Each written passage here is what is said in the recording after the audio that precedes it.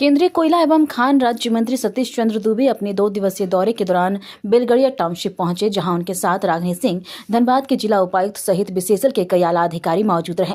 इस दौरान मंत्री ने भू धंसान और गैस रिसाव से प्रभावित क्षेत्रों की स्थिति की समीक्षा की तथा पुनर्वास योजनाओं को लेकर अधिकारियों के साथ चर्चा की। मंत्री सतीश चंद्र दुबे ने कहा कि झारखंड सरकार के सहयोग के बिना विस्थापन की समस्या का स्थायी समाधान संभव नहीं। उन्होंने कहा कि जिन क्षेत्रों में भू धंसान और गैस रिसाव जैसी गंभीर समस्याएं हैं, वहां किसी भी प्रकार की दुर्घटना होने पर केंद्र सरकार को जिम्मेदार ठहराया जाता है। ऐसे में लोगों की सुरक्षा सर्वोच्च प्राथमिकता है। उन्होंने केंदुआडी सहित अन्य प्रभावित इलाकों में रह रहे लोगों से सुरक्षित स्थानों पर स्थानांतरित होने की अपील करते हुए कहा कि लोगों की जान सबसे महत्वपूर्ण है। मंत्री ने बताया कि बेलगड़िया टाउनशिप में झरिया मास्टर प्लान 2.0 के तहत लगातार सुविधाओं का विस्तार किया जा रहा है। पुनर्वासित परिवारों के लिए रोजगार, कौशल प्रशिक्षण और अन्य बुनियादी सुविधाओं की व्यवस्था की जा रही है। वैश्विक संकट और संसाधनों की बढ़ती चुनौती पर बोलते हुए मंत्री ने प्रधानमंत्री नरेंद्र मोदी द्वारा जरूरी वस्तुओं से सीमित उपयोग और पेट्रोल डीजल बचाने की अपील का समर्थन किया। उन्होंने कहा कि विश्व युद्ध जैसी परिस्थितियां बनती जा रही है, ऐसे समय में संसाधनों का संरक्षण बेहद आवश्यक है। उन्होंने कहा कि प्रधानमंत्री की सुरक्षा में भी अब केवल 2 ई-मीटर कारों का इस्तेमाल किया जा रहा है। कोरोना काल का जिक्र करते हुए उन्होंने कहा कि प्रधानमंत्री की अपील से उस समय भी देश में सकारात्मक माहौल बना था।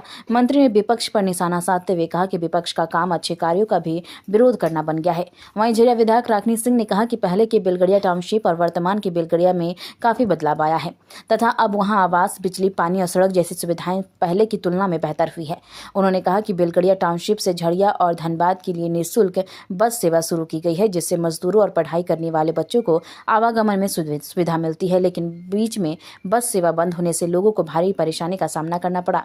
उन्होंने मांग की है कि जल्द से जल्द बस सेवा पुनः शुरू कर लोगों को राहत दी जाए।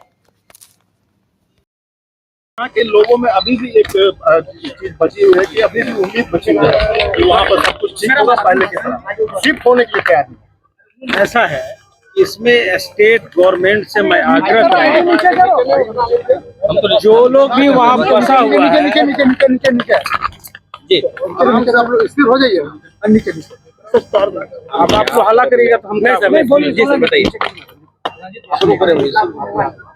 केंद्रवादी को लेकर सर कहेंगे, भाजपा के ही विधायक अनशन पे बैठ जा रहे हैं, आंदोलन में जा रहे हैं ताकि रोड चालू हो। जब तक झारखंड सरकार सहयोग नहीं करेगा तब तक विस्थापन की समस्या दूर नहीं होने वाला है। दूसरा नंबर कि जहां विस्थापन का विषय है, यानी वहां गैस का रिसाव हो रहा है, भू धंसान हो रहा है। अगर किसी प्रकार का कल नुकसान होता है तब भी सरकार घेरी जाती है, भारत सरकार घेरी जाती है। आप लोग के चैनल के माध्यम से मैं आग्रह करना चाहता हूं आम जनमानस से, जो लोग भी मेरे भाई बहन वहां बसे हुए हैं, उनको भारत सरकार के द्वारा झरिया मास्टर प्लान के तहत घर और व्यवसाय का कोई ना कोई रास्ता, जैसे स्किल से जोड़ देना और छोटे छोटे कुटीर उद्योग से जोड़ देना, बच्चे लोगों की पढ़ाई के लिए यहाँ ई रिक्शा, ई बस की व्यवस्था करना। गवर्नमेंट चाह रही है कि हम उसको सुरक्षित करें, और आग आज से नहीं लगा है, आग का लगे हुए एक युग बीत गया, युग नहीं 4-5 युग बीत गया। प्रयास हो रहा है, निरंतर उस पर काबू पाया जा रहा है।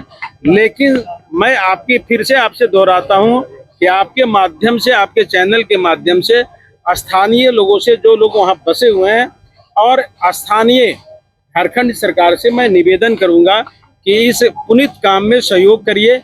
लोगों का जान माल से बड़ा कुछ नहीं होता है, जान माल सुरक्षित रहेगा तभी कुछ हो पाएगा। प्रधानमंत्री का जो आह्वान है सर, उस पर आपका क्या चीज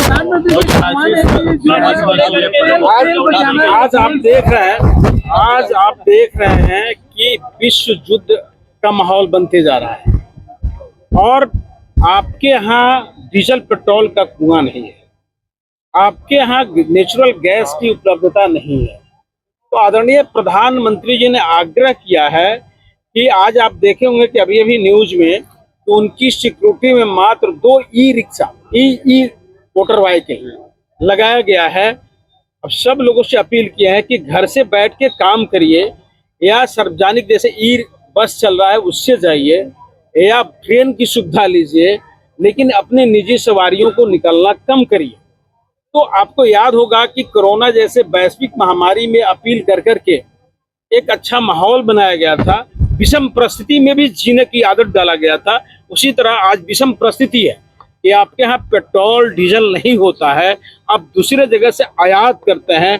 इस परिस्थिति में जब युद्ध का माहौल है तो डीजल पेट्रोल आने में असुविधा होगी। विपक्ष लेकिन जो है तो इस पर अब विरोध कर रहे हैं कि इस तरह का अपील कर रहे हैं। अच्छा, एक बात बताइए, विपक्ष तो अच्छा काम के लिए भी घेरता है। अभी तो हम नारी शक्ति का आरक्षण के लिए जब विधेयक लेके जब आए थे सदन में, तो विपक्ष कहाँ सपोर्ट किया था? विपक्ष तो विरोध ही किया था। तो विपक्ष का काम है कि अच्छा में भी विरोध करे, करता ही है अच्छा में, केवल अच्छा में ही विरोध करता है, क्योंकि उसको बुरा करने की आदत है। सर, तमिलनाडु विधानसभा में जो है स्टालिन द्वारा सनातन को मिटाने की बात की गई, किस रूप में देखते हैं आप? देखिए, स्टालिन तमिलनाडु की बात बोल रहे हैं ना, जी। खुद मिट गए कि नहीं मिट गए? सनातन को मिटाने वाले खुद मिट जाएगा।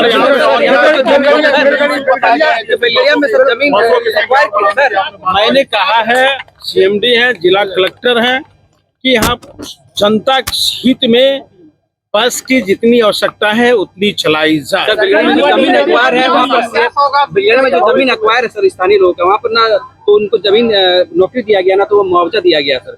इसमें अभी उसके लिए एक भाई साहब ने बोला, जिला कलेक्टर साहब ने कहा कि मिलिए, बहुत आपके झारखंड में जमीन का क्लियरेंस नहीं है।